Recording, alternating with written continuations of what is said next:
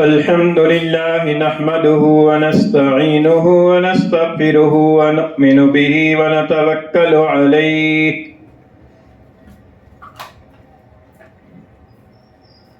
ونعوذ بالله من شرور أنفسنا ومن سيئات أعمالنا من يهده الله فلا مضل له ومن يضلله فلا هادي له ونشهد أن لا إله إلا الله وحده لا شريك له ونشهد أن سيدنا وسندنا وحبيبنا وحبيب ربنا ومولانا ونبينا محمد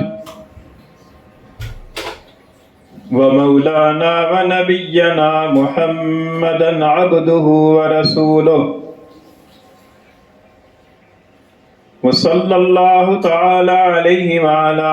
آله وأصحابه وبارك وسلم تسليما كثيرا كثيرا أما بعد فأعوذ بالله من الشيطان الرجيم بسم الله الرحمن الرحيم فإذا جاءت الطامة الكبرى يوم يتذكر الإنسان ما سعى وبرزت الجحيم لمن يرى فأما من طغى وآثر الحياة الدنيا فإن الجحيم هي المأوى وأما من خاف مقام ربه ونهى النفس عن الهوى فإن الجنة هي المأوى وعن عبد الله بن عمرو رضي الله تعالى عنه قال قال رسول الله صلى الله عليه وسلم لا يؤمن أحدكم حتى يكون هواه تبعا لما جئت به أو كما قال رسول الله صلى الله عليه وسلم صدق الله مولانا العظيم وصدق رسوله النبي الكريم ونحن على ذلك لمن الشاهدين والشاكرين والصلاة والسلام على سيد الأنبياء والمرسلين والحمد لله رب العالمين. گرامی قدر سامعین، آپ کے سامنے آخری پارے سے سورہ نازعات کی چند آیات کریمہ تلاوت کی ہیں اور حضور نبی کریم صلی اللہ علیہ وسلم کی ایک حدیث شریف آپ کے سامنے پڑھی ہے، جس کو امام بغوی رحمہ اللہ نے شرح السنہ میں نقل فرمایا ہے. اللہ تعالیٰ سے دعا ہے کہ اللہ تعالیٰ ان آیات کریمہ اور اس حدیث شریف کا صحیح اور ٹھیک مفہوم آپ کی خدمت میں بیان کرنے کی توفیق عطا فرمائے، اور اللہ تعالیٰ ہمیں ان آیات کریمہ اور اس حدیث شریف کے مفہوم پر عمل کرنے کی توفیق عطا فرمائے. اللہ تعالیٰ نے یہاں سے بات شروع فرمائی ہے، فرمایا کہ فَإِذَا جَاءَتِ الطَّامَّةُ الْكُبْرَى، کہ پھر جب بڑا ہنگامہ برپا ہوگا. قیامت کے بارے میں ذکر ہے، فرمایا کہ جب بڑا ہنگامہ برپا ہوگا. ظاہر ہے دنیا کے اندر بھی بہت سارے ہنگامے ہوتے رہتے ہیں، بہت سارے مصائب اجتماعی سطح پر، بہت ساری آزمائشیں اجتماعی سطح پر دنیا میں آتی رہتی ہیں، لیکن یہ سب چھوٹی چھوٹی ہیں. آخرت کا جو ہنگامہ ہے، آخرت کی جو مصیبت ہے، وہ بہت بڑی مصیبت ہے. فرمایا کہ ان زلزلۃ الساعۃ شیء عظیم، قیامت کا زلزلہ یہ بہت بھاری چیز ہے. تو فرمایا کہ جب بڑا ہنگامہ برپا ہوگا، قیامت کا دن آئے گا جس کا آنا 100% یقینی ہے، اور جس کے آنے پر ہمارا ایمان ہے کہ مرنے کے بعد انسان سارے جب مر جائیں گے اور اللہ تعالیٰ کی طرف سے ایک وقت مقرر ہو جائے گا تو پھر حضرت اسرافیل علیہ السلام سور کے اندر پھونکیں گے، جس کے نتیجے کے اندر حشر برپا ہوگا، اور پھر اس قیامت کے دن سارے انسانوں کی ساری زندگی اور سارے چھوٹے بڑے اعمال کا حساب ہوگا، اور اس حساب کتاب کے بعد پھر جو انسان کامیاب ہوگا وہ ہمیشہ کے لیے کامیاب ہوگا، اور جو آدمی ایمان سے محروم ہوگا وہ ہمیشہ کے لیے ناکام ہوگا۔ تو فرمایا کہ جب وہ بڑا ہنگامہ برپا ہوگا، یوم یتذکر الانسان ما سعی، اس دن انسان کو اپنا کیا دھرا کام یاد آئے گا، جو بھی دنیا کے اندر اس نے کیا تھا وہ سارا قیامت کے دنوں سے ایک یاد آئے گا کہ میں نے یہ کام کیے تھے، اچھے کام کیے ہیں، برے کام کیے ہیں، تھوڑے کیے ہیں، زیادہ کیے ہیں، جو بھی انسان نے کام کیے ہوں گے قیامت کے دنوں سارے انسان کو یاد آئیں گے کہ میں نے یہ کیا تھا قیامت دنیا کے اندر۔ یوم یتذکر الانسان ما سعی، دنیا کے اندر انسان نے اپنی جوانی کن کاموں پہ لگائی، اپنی صلاحیتیں کن کاموں پر لگائیں، اپنے اوقات کن کاموں پر لگائے، اس کی دلچسپیاں کیا تھی، اس کی ترجیحات کیا تھیں، اور وہ کن امور کو سامنے رکھ کر فیصلے کیا کرتا تھا، اور اپنی زندگی اس نے کس ڈھب پر گزاری ہے، وہ ساری چیزیں اسے اس دن یاد آئیں گی۔ وَبُرِّزَتِ الْجَحِيمُ لِمَنْ يَرَى، اور اس دن قیامت کو بھی کھلے عام ظاہر کر دیا جائے گا، جو بھی اس کو دیکھنا چاہے گا کھلی آنکھوں اس کو دیکھے گا۔ دنیا کے اندر تو ہمارا ایمان بالغیب ہے، اس بات کی پر ہمارا ایمان ہے کہ جہنم ایک حقیقت ہے، اور جہنم اللہ تعالیٰ کے غضب کا ٹھکانہ ہے، اور اللہ تعالیٰ کے جو مجرم بندے ہوں گے ان کو وہاں رکھا جائے گا۔ یہ ہمارا ایمان بالغیب ہے، ہم نے آنکھوں سے جنت کو اور جہنم کو دیکھا نہیں ہے، لیکن نبی کریم صلی اللہ علیہ وسلم کے فرمانے پر اور اللہ تعالیٰ کے فرمانے پر ہم نے بن دیکھے اس بات کی پر ایمان لایا ہے۔ لیکن قیامت کے دن وہ کھلے عام کھلی آنکھوں سامنے نظر آئے گی، جیسے دنیا کے اندر ہم اپنی آنکھوں سے چیزیں دیکھتے ہیں، جہنم بھی اسی طریقے سے نظر آئے گی۔ وَبُرِّزَتِ الْجَحِيمُ لِمَنْ يَرَى، پھر آگے اللہ تعالیٰ نے انسانوں کی دو جماعتوں کا ذکر فرمایا۔ انسان اس وقت دو طرح کے ٹولیوں کے اندر بٹے ہوئے ہوں گے، دو طرح کے طبقات ہوں گے۔ دنیا کے اندر تو انسان کی بہت ساری قومیں ہیں، بہت ساری زبانیں ہیں، بہت سارے ملک ہیں، بہت سارے علاقے ہیں، بہت ساری بولیاں ہیں، بہت سارے جتھے ہیں، لیکن قیامت کے دن فرمایا کہ یہ سارے کے سارے انسان دو طبقوں کے اندر تقسیم ہوں گے۔ فَأَمَّا مَنْ طَغَى وَآثَرَ الْحَيَاةَ الدُّنْيَا فَإِنَّ الْجَحِيمَ هِيَ الْمَأْوَىٰ، ایک طبقہ تو یہ ہوگا۔ اس طبقے کے بارے میں فرمایا ہے کہ بہرحال وہ شخص کہ جس نے سرکشی کی، دنیا کے اندر سرکش بنا رہا، اور وآثر الحیات الدنیا، اور دنیا کی زندگی کو ترجیح دیتا رہا، اپنے فیصلوں کے اندر، اپنے معاملات کے اندر، اپنی ترجیحات کے اندر دنیا ہی کی زندگی کو اپنے سامنے رکھتا رہا، اسی کے نفع کو سامنے رکھا، اسی کے نقصان کو سامنے رکھا، اسی کی لذت کو سامنے رکھا، اسی کے مزے کو سامنے رکھا، اسی کے مفاد کو سامنے رکھا، تو فرمایا کہ ایک طبقہ تو وہ ہوگا کہ جو دنیا کے اندر سرکش رہا اور اس نے دنیا کی زندگی کو ترجیحی بنیادوں پر اختیار کیا۔ فرمایا کہ فَإِنَّ الْجَحِيمَ هِيَ الْمَأْوَىٰ، ایسے طبقے کا اور ایسے افراد کا ٹھکانہ جہنم ہوگا، بھڑکتی ہوئی آگ ایسے لوگوں کا ٹھکانہ ہوگا جنہوں نے دنیا کے اندر سرکشی اختیار کی اور دنیا کی زندگی کو ترجیح دیا۔ سرکشی کسے کہتے ہیں؟ سرکشی یہ ہے کہ اللہ تعالیٰ کی نافرمانی جانتے بوجھتے ہوئے قصداً و عمداً کی جائے، یہ اللہ تعالیٰ کی سرکشی ہے۔ بشر ہے، بشر انسان کوئی بھی خطا سے خالی نہیں ہے،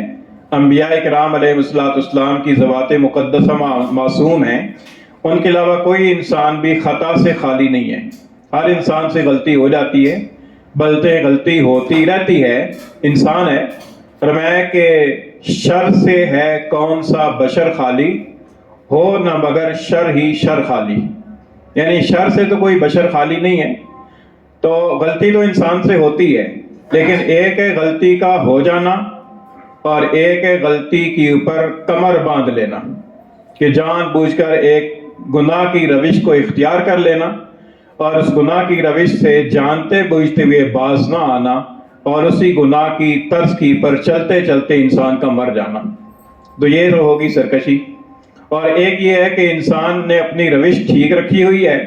فرما برداری والا مزاج ہے، فرما برداری والی طبیعت ہے، اور اللہ تعالیٰ کے ہر حکم کی فرما برداری کرنے کی فکر میں رہتا ہے، کوشش میں لگا رہتا ہے۔ لیکن بشر ہے،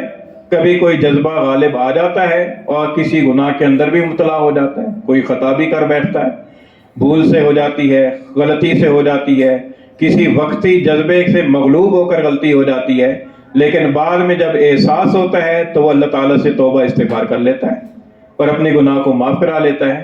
تو یہ تو مزاج ہو گیا مطیع اور فرمانبرداری والا مزاج، اطاعت والا مزاج۔ اور ایک مزاج یہ ہے کہ اللہ تعالیٰ کے احکام کی کوئی پرواہ ہی نہیں ہے۔ 20 سال کی عمر ہو گئی، 30 سال کی عمر ہو گئی، 40 سال پہ پہنچ گئے، 50 سال پہ پہنچ گئے، لیکن جو نافرمانی کا اور سرکشی کا مزاج ہے اس مزاج کو بدلنے کے لیے تیار ہی نہیں ہے، اور اسی مزاج کو اپنائے ہوئے ہیں۔ بیچ میں ساتھ ساتھ خیر کے کام بھی کرتا رہتا ہے، نیکی کے کام بھی کرتا رہتا ہے، لیکن اللہ تعالیٰ کی نافرمانی کے اوپر جو اس نے ایک کمر باندھی ہوئی ہے اس سے باز نہیں آتا، اور اللہ تعالیٰ کی نافرمانی کا جو مزاج بنا ہوا ہے اس مزاج کو فرمانبرداری والے مزاج کے ساتھ تبدیل نہیں کرتا، اور اللہ تعالیٰ کے احکام کے بارے میں اطاعت کی فکر اس کے اندر پیدا نہیں ہوتی۔ تو فرمایا کہ جو آدمی جس نے سرکشی کی وہ آثر الحیات الدنیا، اور دنیا کی زندگی کو ترجیح دی۔ دنیا کی زندگی کے اندر، زندگی ظاہر انسان نے دنیا کے اندر گزارنی ہے، نہ تو دنیا کے اندر آنے پر کوئی پکڑ ہے، نہ ہی دنیا کے اندر زندگی گزارنے پر کوئی پکڑ ہے، اور نہ ہی دنیا کی جو حاجات اور ضروریات ہوں ان کو اپنی حیثیت کے مطابق حاصل کرنے پر کوئی پکڑ ہے۔ پکڑ ہے تو اس بات پر ہے کہ انسان آخرت کے مقابلے میں دنیا کو ترجیح دے۔ ترجیح دینا یہ کہلاتا ہے کہ انسان کے سامنے آ جائے کہ انسان اگر دنیا کو اختیار کرے گا تو آخرت کا نقصان ہوگا، اور اگر آخرت کو ترجیح دیتا ہے تو دنیا کا نقصان ہوگا۔ ایسی صورت میں امتحان کا موقع ہے۔ ایسی صورت میں اگر انسان دنیا کو ترجیح دیتا ہے تو اس کا مطلب یہ ہوا کہ اس نے دنیا کو اپنے لیے ترجیحی بنیادوں پر پسند کر لیا اور آخرت کے نقصان کو گوارا کر لیا۔ یہ ہوتا ہے دنیا کو آخرت کی زندگی پر ترجیح دینا۔ مثال کے طور پر انسان کے سامنے ایک نافرمانی کا موقع آ گیا، اس کے سامنے آ گیا کہ ایک آدمی اسے رشوت دے رہا ہے، اور وہ رشوت لے تو دنیا کے اندر اس کا کوئی پکڑنے والا نہیں ہے، لیکن اس کے سامنے ہے ایک دنیا کا مفاد سامنے ہے کہ یہ چند ہزار روپے یا چند لاکھ روپے آ جائیں گے تو فلاں فلاں ضروریات پوری ہو جائیں گی، بیٹی کی شادی ہو جائے گی، بیٹے کی جاب لگ جائے گی، بیٹے کا کاروبار چل جائے گا، فلاں نفع ہو جائے گا۔ ایک تو یہ مفادات ذہن میں آتے ہیں۔ دوسری طرف یہ ہے کہ اگر یہ میں رشوت کے طور پر یہ رقم لوں گا تو آخرت کا نقصان ہو جائے گا، اور آخرت کے اندر باز پرس ہوگی اور اللہ تعالیٰ ناراض ہوں گے۔ ایسی صورت میں اگر کوئی انسان اس موقع کی پر اس کو لے لیتا ہے اس گناہ کو، جس کا مطلب یہ ہوا کہ اس نے دنیا کی زندگی کو آخرت پر ترجیح دی ہے، اور اگر ایسے موقع کی پر وہ اس کو چھوڑ دیتا ہے اور اللہ تعالیٰ کی فرمانبرداری کو اختیار کرتا ہے تو اس کا مطلب یہ ہوا کہ اس نے آخرت کو دنیا کے مقابلے میں ترجیح دی ہے۔ تو شکایت اس پر ہے کہ انسان دنیا کی زندگی کو آخرت پر ترجیح نہ دے، بلکہ آخرت کو ترجیحی بنیادوں پر رکھے، جہاں پر یہ موقع بن جائے کہ دنیا اور آخرت میں کسی ایک کو لینا پڑے گا اور ایک کو چھوڑنا پڑے گا، تو وہاں پر وہ آخرت کو لے اور دنیا کو چھوڑ دے۔ تو یہ تو ہو گیا آخرت کو ترجیح دینا، پر وہاں پر اگر وہ دنیا کو لے لے اور آخرت کو چھوڑ دے تو اس کا مطلب یہ ہوا کہ اس نے دنیا کو ترجیح دی۔ حدیث شریف کے اندر آتا ہے کہ حضور اقدس صلی اللہ علیہ وسلم نے ارشاد فرمایا کہ دنیا جو ہے یہ دم بدم چلی جا رہی ہے، اور آخرت جو ہے یہ دم بدم بڑی آ رہی ہے، یعنی لمحہ بلمحہ انسان آخرت کے قریب ہوتا جا رہا ہے اور دنیا سے دور ہوتا جا رہا ہے۔ تو فرمایا کہ فآثروا ما یبقى علی ما یفنا، تو جو چیز باقی رہنے والی ہے اس کو فنا ہونے والی چیز پر ترجیح دو۔ تو یہ ترجیح کا سوال ہو گیا۔ تو اللہ تعالیٰ نے فرمایا کہ انسانوں کا ایک طبقہ وہ ہوگا کہ جس نے دنیا کے اندر سرکشی اختیار کی ہوگی اور دنیا کی زندگی کو، دنیا کے مفاد کو آخرت کے مقابلے میں ترجیح دی ہوگی۔ فَإِنَّ الْجَحِيمَ هِيَ الْمَأْوَىٰ، اس کا ٹھکانہ جہنم ہوگا۔ دوسرا طبقہ فرمایا کہ وَأَمَّا مَنْ خَافَ مَقَامَ رَبِّهِ، اور بہرحال جس نے جو اپنے رب کے سامنے کھڑا ہونے سے ڈر گیا۔ وَأَمَّا مَنْ خَافَ مَقَامَ رَبِّهِ، اور جو آدمی اپنے رب کے سامنے کھڑا ہونے سے ڈر گیا، یعنی اس کے دل کے اندر یہ ڈر پیدا ہو گیا کہ ایک دن میں نے اللہ کے سامنے حاضر ہونا ہے اور اللہ کو میں نے حساب دینا ہے ہر کام کی پر، اور وہ اس بات سے خوف زدہ ہو گیا، وَنَهَى النَّفْسَ عَنِ الْهَوَىٰ، اور نتیجے کے طور پر اس نے اپنے نفس کو خواہش کی پر چلنے سے روک لیا۔ فَإِنَّ الْجَنَّةَ هِيَ الْمَأْوَىٰ، تو ایسے آدمی کا ٹھکانہ جنت ہوگا۔ بہت سارے افراد دنیا کے اندر ایسے گزرے ہیں اور موجودہ دنیا کے اندر بھی موجود ہیں کہ جو اپنے رب کے سامنے کھڑا ہونے سے ڈرتے ہیں۔ رب کے سامنے کھڑا ہونے سے ڈرنے کا مطلب یہ ہے کہ انہیں اس بات کا احساس ہوتا ہے کہ کوئی بھی عمل میں جو کر رہا ہوں تو ایک وقت ایسا آئے گا کہ جس وقت کے اندر مجھے اپنے رب کے سامنے کھڑا ہو کر اس کا حساب دینا پڑے گا۔ اور رب کیسا؟ ایسا رب جس کی شان ہے علیم بذات الصدور، کہ جو سینوں کی باتوں کو بھی جانتا ہے، جو دلوں کی نیتوں کو جانتا ہے، دلوں کے ارادے جانتا ہے، جذبات کو جانتا ہے، اور کام کو انسان نے کس جذبے سے اور کس ارادے سے کیا ہے اللہ اس کو جانتا ہے۔ اور ایسی ذات کے سامنے حساب کے دینا ہے کہ جس کی شان یہ ہے کہ ان اللہ علی کل شیء قدیر، کہ اللہ تعالیٰ ہر چیز پر قادر ہے، وہ دلوں کے حالات کو اگلوانے پر بھی قادر ہے۔ ایسی ذات کے سامنے اور پکڑ کر جہنم کے اندر ڈالنے پر بھی قادر ہے۔ ایسی ذات کو میں نے حساب دینا ہے، اور ایسی ذات کو میں نے حساب دینا ہے کہ جس کی شان یہ ہے کہ من ذا الذی یشفع عندہ الا باذنہ، کون ہے کہ جو اس کے ہاں کسی کی سفارش کر سکے سوائے اس کی اجازت کے۔ یعنی ایسی ذات ہے کہ جس کے پاس کوئی سفارش نہیں کر سکے گا، کوئی نبی، کوئی ولی، کوئی فرشتہ، کوئی حاجی، کوئی حافظ، کوئی شہید، کوئی عالم سفارش نہیں کر سکے گا الا باذنہ، مگر جب تک کہ اس کی اجازت نہ ہو جائے۔ ایسی ذات کے سامنے حساب دینا ہے کہ جس ذات کے سامنے زمین بھر بھی اگر سونا پیش کیا جائے تو فدیے کے اندر دے کر اپنی جان چھڑائی نہیں جا سکتی۔ ایسی ذات کے سامنے حساب دینا ہے۔ تو جس آدمی کے دل کے اندر یہ احساس پیدا ہو کوئی بھی کام کرنے سے پہلے کہ میں نے ایک ایسی ذات کے سامنے حساب دینا ہے کہ جو ذات جو ہے نا میرے روئیں روئیں کی پر قادر ہے، میرا سانس اس کے قبضے کے اندر ہے، اور میرا سب کچھ اس کے سامنے آیا ہے، اس کے سامنے ظاہر ہے۔ ایسی ذات جو کہ پکڑ کی پر قادر ہے، اور ایسی ذات کہ جس کے سامنے کوئی کسی کی سفارش نہیں چلتی جب تک کہ وہ خود ہی اجازت نہ دے دے، اور ایسی ذات کہ جس کے سامنے مال اور روپیہ پیسہ اور سونا چاندی دے کر جان نہیں چھڑائی جا سکتی۔ ایسی ذات کو میں نے اس کام کا حساب دینا ہے کہ جو میں کام کر رہا ہوں۔ تو جس آدمی کے دل کے اندر یہ احساس پیدا ہوا تو اس کا مطلب یہ ہوا کہ اسے اپنے رب کے سامنے کھڑا ہونے کا خوف پیدا ہو گیا۔ وَأَمَّا مَنْ خَافَ مَقَامَ رَبِّهِ، کہ جو اپنے رب کے سامنے کھڑا ہونے سے ڈر گیا۔ وَنَهَى النَّفْسَ عَنِ الْهَوَىٰ، اور اس نے نفس کو خواہش کی پیروی کرنے سے روکا۔ نفس انسان کے اندر کی قوت کا نام ہے۔ اللہ تعالیٰ نے انسان کو ایک قوت عطا فرمائی ہے کہ جس قوت کی اگر صحیح تربیت کی جائے تو اس سے انسان اچھے کام کرا سکتا ہے، اور اگر اس قوت کی تربیت نہ کی جائے تو پھر اسی قوت سے انسان اللہ کی نافرمانی اور سرکشی کی پر آ جاتا ہے۔ اس کو نفس کہا جاتا ہے، اور نفس کی خاصیت اللہ تعالیٰ نے یہ بیان فرمائی ہے کہ ان النفس لامارۃ بالسوء، کہ نفس کی خاصیت یہ ہے کہ یہ برائی کا بہت زیادہ حکم کرتا ہے، یعنی برائی کی طرف بہت زیادہ انسان کو لے کر جاتا ہے۔ الا ما رحم ربی، سوائے اس کے کہ جس کی پر میرے رب کا رحم ہو جائے، جس کی پر میرا رب رحم فرما دے، وہ اس کی تو حالت اور ہے، ورنہ جس کی پر رب کی رحمت نہ ہو، رب کا فضل نہ ہو، تو اس کا نفس ایسا ہے کہ وہ اسے برائی ہی کی طرف لے کر جائے گا۔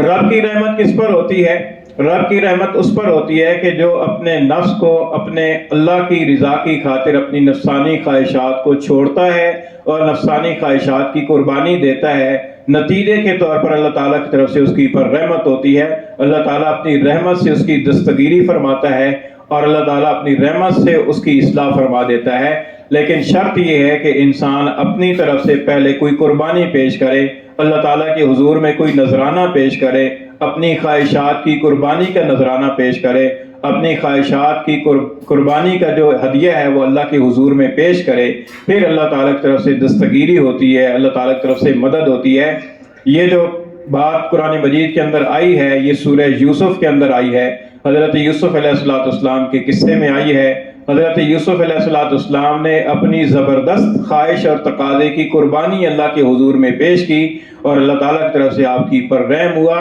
نتیجہ یہ نکلا کہ جن جن دروازوں کی پر اس عورت نے قفل ڈالا تھا وہ سارے قفل اللہ تعالیٰ کی رحمت سے کھل گئے اور حضرت یوسف علیہ السلام باہر نکل گئے۔ لیکن پہلے حضرت یوسف علیہ السلام نے اپنی خواہش کی قربانی اللہ کے حضور میں پیش کی، اپنی خواہش کی قربانی کا نذرانہ اللہ کے حضور میں پیش کیا۔ پھر اس کے بعد اللہ تعالیٰ کی طرف سے دستگیری ہوئی، رحمت ہوئی، تو فرمایا کہ ان النفس لامارۃ بالسوء۔ اچھا، یہ سب کچھ کرنے کے بعد بھی حضرت یوسف علیہ السلام کیا فرما رہے ہیں؟ فرمایا کہ وما ابرئ نفسی، میں اپنے آپ کو پاکیزہ قرار نہیں دیتا، میں اپنے آپ کو باکمال نہیں سمجھتا، میں اپنے آپ کو مجاہد نہیں سمجھتا کہ میں نے بڑا جہاد کیا ہے۔ وما ابرئ نفسی ان النفس لامارۃ بالسوء الا ما رحم ربی۔ یہ تو رب کی رحمت ہو گئی ہے، رب کا فضل ہو گیا کہ اللہ تعالیٰ نے میری اس قربانی کو قبول فرما لیا، جس کے نتیجے کے اندر میری اوپر میرے رب کا رحم ہو گیا۔ تو اس لیے نفس کی اصل خاصیت تو خواہشات اور برائیوں کی طرف لے کر جانے کی ہے، لیکن جب آدمی بار بار نفسانی خواہشات کو قربان کرتا رہتا ہے، کچلتا رہتا ہے، اس کے نتیجے کے اندر پھر اللہ تعالیٰ کی رحمت متوجہ ہوتی ہے اور اللہ تعالیٰ اس کی پر رحم فرما کر اس کی اصلاح کی صورت پیدا فرما دیتے ہیں۔ تو فرمایا کہ وَنَهَى النَّفْسَ عَنِ الْهَوَىٰ، کہ جس نے اپنے نفس کو خواہش کے پیچھے چلنے سے روکا۔ نفس کی خواہشات ہیں، انسان کے اندر سے خواہشات پھوٹتی رہتی ہیں، بہت ساری خواہشات، اور پھر یہ عمر کے لحاظ سے بدلتی بھی رہتی ہیں۔ بچپن کے اندر خواہشات اور ہوتی ہیں، جوانی کی خواہشات اور ہوتی ہیں، ادھیڑ عمر کی خواہشات اور ہوتی ہیں، بڑھاپے کی خواہشات اور ہوتی ہیں۔ خواہشات کے اندر تبدیلی آتی رہتی ہے عمر کے ساتھ ساتھ، ماحول کے ساتھ ساتھ، وقت کے ساتھ ساتھ،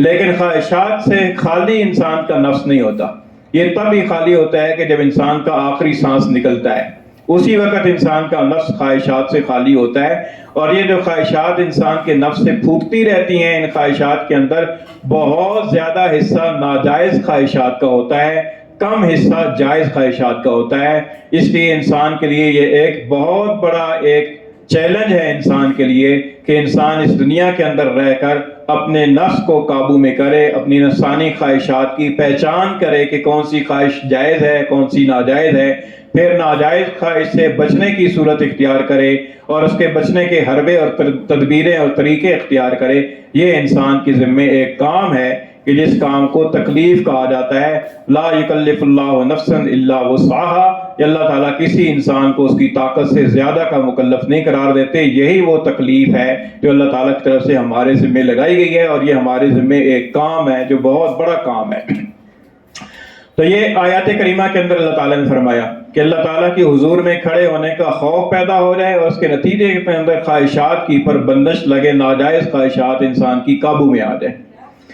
حدیث شریف کے اندر بھی حضور اقدس صلی اللہ علیہ وسلم نے یہی بات ارشاد فرمائی ہے۔ حضرت عبداللہ بن عمرو رضی اللہ تعالیٰ عنہ فرماتے ہیں کہ حضور نبی کریم صلی اللہ علیہ وسلم نے ارشاد فرمایا کہ لا یؤمن احدکم، تم میں سے کوئی آدمی مومن نہیں ہو سکتا حتی یکون ہواہ تبعا لما جئت بہ، جب تک کہ اس کی خواہشات میری لائی ہوئی شریعت کے تابع نہ ہو جائیں۔ ساری خواہشات جو ہے نا اس کی میری شریعت کے تابع نہ ہو جائیں، اس وقت تک وہ آدمی کامل مومن نہیں ہو سکتا۔ اور ہماری بہت ساری خواہشات ایسی ہیں کہ جو حضور صلی اللہ علیہ وسلم کی لائی ہوئی شریعت کے خلاف ہیں، لیکن ہم ان خواہشات کو چھوڑنے کے لیے تیار نہیں ہیں، ان خواہشات کو ہم اپنے سینے کے ساتھ لگائے ہوئے ہیں۔ مثال کے طور پر نماز کا پڑھنا فرض ہے، لیکن بعض اوقات خواہش کا غلبہ ہوتا ہے، آرام کر رہا ہے انسان، آرام کا غلبہ ہوتا ہے، آرام کی خواہش کو چھوڑتا نہیں ہے، نماز چھوڑ دیتا ہے۔ یہ حضور صلی اللہ علیہ وسلم کی شریعت کے مقابلے میں خواہش کو غالب رکھنا ہے، اور حضور فرما رہے ہیں کہ خواہش کو میری شریعت کے تابع رکھنا ہے۔ اسی طریقے سے انسان جو ہے نا نماز کا وقت ہو گیا اور انسان اپنے کام میں لگا ہوا ہے اور کام کو پورا کرنے کی خواہش ہے، اور نماز چھوڑ دیتا ہے اور کہتا ہے کہ پہلے کام پورا کر لوں کیونکہ کام کے اندر جی لگا ہوا ہے، تو یہ اس نے خواہش کو اللہ کے رسول کی شریعت کے اوپر کر دیا اور حضور کی شریعت نیچے ہو گئی اور مغلوب ہو گئی۔ اسی طریقے سے انسان کے دل کے اندر خواہش پیدا ہوئی کہ اس موقع پر بڑی اچھی مجلس لگی ہوئی ہے اور فلاں آدمی کی غیبت ہو رہی ہے، چلو دو بول میں بھی بول دوں، تقاضا پیدا ہوا، خواہش پیدا ہوئی، اور انسان نے اس خواہش کو روکا نہیں اور غیبت کر دی اور نتیجتاً یہ ہوا کہ اس کی خواہش غالب آ گئی اور حضور کی شریعت مغلوب ہو گئی، کیونکہ حضور نے تو غیبت کرنے سے منع فرمایا ہے۔ اسی طریقے سے الزام تراشی کی خواہش پیدا ہوئی، کسی پر الزام لگا دیا۔ اللہ کے رسول کی شریعت الزام لگانے سے منع کرتی ہے، لیکن اس نے خواہش کو اوپر رکھا اور حضور کی شریعت مغلوب ہو گئی۔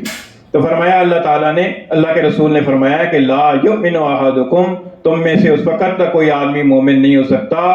حتی یکون ہواہ تبعا لما جئت بہ، یہاں تک کہ اس کی خواہش میری لائی ہوئی شریعت کے تابع نہ ہو جائے۔ تو اپنی خواہشات کو شریعت کے تابع کرنا یہ ہماری ذمہ داری ہے۔ اس کے لیے علم کی ضرورت ہے کہ انسان کو علم ہو کہ کون سی خواہش جائز ہے، کون سی خواہش شریعت کے خلاف ہے، اور پھر ان خواہشات کے بارے میں اسے پہچان ہو کہ میری یہ خواہش جائز ہے، یہ ناجائز ہے، اور اللہ کا حکم اس کے مقابلے میں یہ ہے اور میری خواہش یہ ہے۔ اللہ کے حکم کو، اللہ کے رسول کی لائی ہوئی شریعت کو میں نے اوپر رکھنا ہے اور اپنی خواہش کو میں نے نیچے رکھنا ہے۔ یہ ساری چیزیں پھر انسان کے لیے ضرورت بن جاتی ہیں کہ انسان کو پتہ ہو کہ اس کی جائز خواہش کیا ہے، ناجائز خواہش کیا ہے۔ اور اسی لیے بزرگان دین نے فرمایا ہے کہ انسان کو چاہیے کہ شریعت کو عقل پر غالب رکھے اور عقل کو طبیعت پر غالب رکھے۔ طبیعت کچھ اور چاہ رہی ہوتی ہے، عقل کچھ اور چاہ رہی ہوتی ہے، تو انسان عقل کو غالب رکھے۔ مثال کے طور پر طبیعت چاہ رہی ہے میٹھا کھانے کو، لیکن عقل کہتی ہے کہ نہیں، میٹھا کھانے سے شوگر بڑھ جائے گی، اب عقل کے تقاضے پر عمل کر کے میٹھے کو چھوڑ دے۔ یہ عقل کو طبیعت پر غالب رکھنا ہے۔ عقل جانا کسی چیز کا تقاضا کر رہی ہے کہ مغرب کی 3 فرض کی بجائے 4 پڑھ لیے جائیں، زیادہ ثواب ہوگا، لیکن شریعت کہتی ہے لیکن 3 ہی ہے، تو لہذا شریعت کو عقل کی پر غالب رکھیں۔ تو یہ ہے ترتیب، اس کے مطابق انسان کو چاہیے کہ اپنی خواہشات کو حضور کی لائی ہوئی شریعت کے تابع رکھنے کی کوشش کرے۔ اللہ تعالیٰ عمل کی توفیق عطا فرمائے۔ وما علینا۔